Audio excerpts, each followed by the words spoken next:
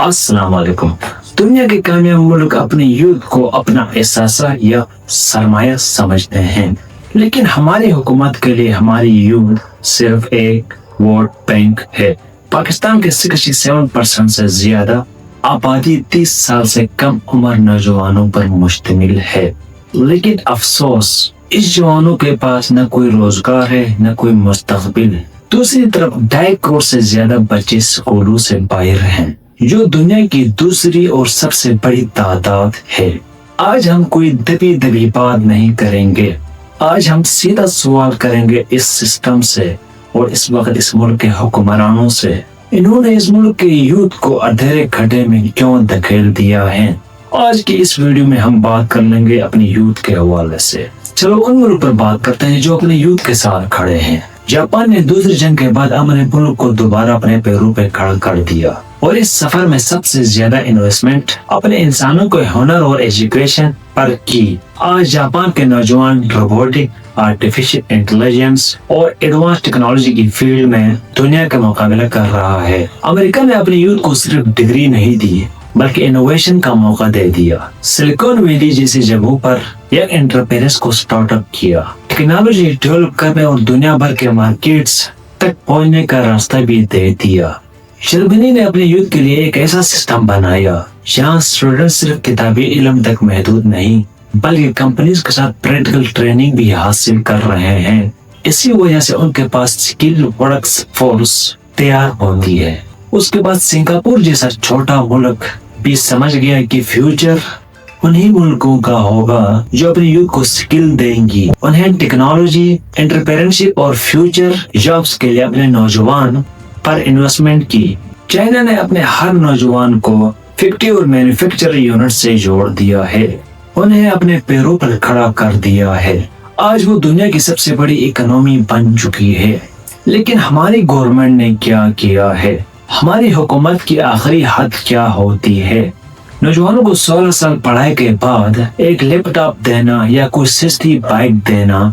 क्या लैपटॉप देने से रोजगार पैदा हो जाता है? रोजगार तब पैदा हो जाता है जब आप मुल्क में इंडस्ट्री लगाते हैं, जब आप IT सेक्टर के लिए आसानी पॉलिसी बनाते हैं, जब आप पेपल और इंटरनेशनल पेमेंट्स गेटवे को पाकिस्तान लेकर आते हैं। हमारी हुक्मरान अशराफिया एलिट इस फिक्र में रहती हैं कि उनके अपने बच्चे लंदन और अमेरिका में पढ़ते हैं, जबकि पाकिस्तान के आम नौजवान एक 20,000 की नौकरी के लिए सरकारी दफ्तरों के धक्के खाते हैं। ये रोजगार देना कोई इत्तेफाक नहीं है, ये इस गवर्नमेंट की बद इंतजामी है और नाअहली का खुला सबूत है। अब आते हैं सबसे बड़ा जुर्म पर जो ये गवर्नमेंट इस मुल्क के साथ कर रही है। पाकिस्तान में 2.5 करोड़ से ज्यादा बच्चे स्कूल नहीं जाते हैं। सोचिए, ये दुनिया की दूसरी सबसे बड़ी आउट ऑफ स्कूल पॉपुलेशन है। कॉन्स्टिट्यूशन के आर्टिकल 25A कहता है 5 साल से लेकर 16 साल के हर बच्चे को मुफ्त और लाजमी तालीम देना हुकूमत की जिम्मेदारी है। लेकिन हमारी हुकूमत दुनिया भर से इम्दाद लेती है और आमिर के सामने जोड़ी फैलाती है, मगर तालीम का बजट आता है तो वो GDP का 1% से भी ज्यादा कम हो जाता है। सिर्फ पिछले कुछ सालों में लाखों पढ़े लिखे नौजवान, जिनमें डॉक्टर्स, इंजीनियर्स, IT स्पेशलिस्ट और साइंटिस्ट शामिल है, जो पाकिस्तान छोड़कर चले गए हैं।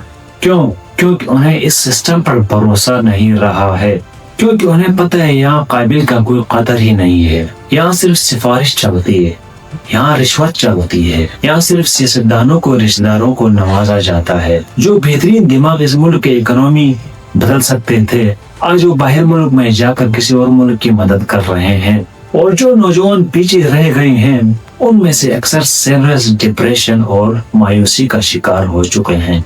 एक नौजवान अपना मुस्तकबिल अंधेरे में देखता है तो उसकी सारी सलाहियत खत्म हो जाती है। हुकूमत ने हमारी यूथ को इस मुकाम पर पहुंचा दिया है।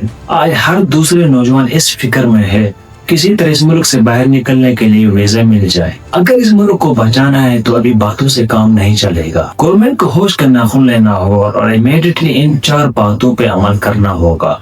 एजुकेशन बजट को फौरन मैक्सिमम टू मैक्सिमम किया जाए और हर आउट ऑफ स्कूल बच्चे हैं जो स्कूल नहीं जाते हैं, 2.5 करोड़ बच्चे, उन बच्चों के लिए नॉन फॉर्मल लर्निंग सेंटर खोलने होंगे और हुकूमत को इंटरनेशनल पेमेंट गेटवे जैसा पेपल और स्ट्राइप को हर वक्त पाकिस्तान लाना होगा ताकि हमारे यूथ घर बैठे डॉलर कमा सके। और हर सरकारी और प्राइवेट सेक्टर में सिर्फ और सिर्फ मेरिट को यकीनी बनाना होगा ताकि पढ़े लिखे नौजवानों को ट्रस्ट बहाल होगा। आखिर में लैपटॉप बांटने के बजाय नौजवानों को नया बिजनेस खोलने के लिए बिना सूद की आसान लोन दिया जाए ताकि वो मुल्क में रोजगार के नए मौका पैदा कर सकें। दोस्तों, कोई भी मुल्क अपने यूथ को तबाह करके आगे नहीं बढ़ सकता है। अगर आज हमारी हुकूमत ने अपनी आयशान से निकल कर इन नौजवानों को इनका हक नहीं दिया तो ये 67% इस मुल्क का सरमाया नहीं बल्कि एक ऐसा सैलाब बनेगा जो इस पूरे सिस्टम को बहा ले जाएगा। आपके इसके बारे में क्या ख्याल है? क्या हमारी गवर्नमेंट जानबूझकर हमारी यूथ को पीछे धकेल रही है और इस सिस्टम को बदलना किसकी जिम्मेदारी है? आखिर में आप अपनी राय कमेंट सेक्शन में जरूर दीजिएगा